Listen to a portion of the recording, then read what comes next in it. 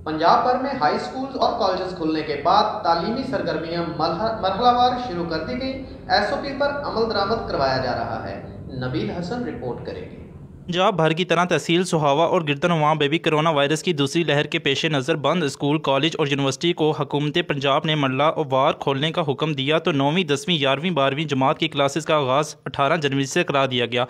तमाम high school and college में corona SOPs पर मुकम्मल अमल दरामद कराया जा रहा है। छापेमार टीमें भी दौरे कर रही हैं। बाज़ारों, बसों और दीगर अहम मकामात में कोरोना एसओपीज़ को हवा में उड़ाया जा रहा है, लेकिन स्कूल कॉलेज में ही हुकूमत की जानिब से जारी करदा एसओपीज़ पर मुकम्मल अमल दरामद कराए जा रहे हैं। शहरियों का कहना था ईयर स्कूल और कॉलेज ओपन हुए हैं और दूसरे मरले में इंशाल्लाह प्ले ग्रुप था मिडल 1 फरवरी से इंशाल्लाह वो क्लासेस भी ओपन हो जाएंगी।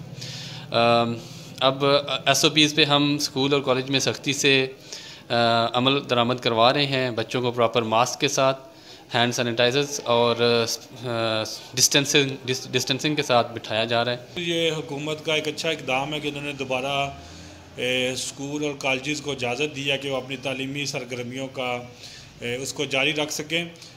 मैं एक आम शहरी होने के नाते ये बात कहना चाहता हूँ कि बाज़ारों के अंदर, बसेस के अंदर, ट्रांसपोर्टेशन के अंदर, हुकूमत की मीटिंग्स के अंदर और अपोजिशन के जलसों के अंदर हर जगह पे एसओपीज़ की कोई अमल दरामद नहीं हो रहा।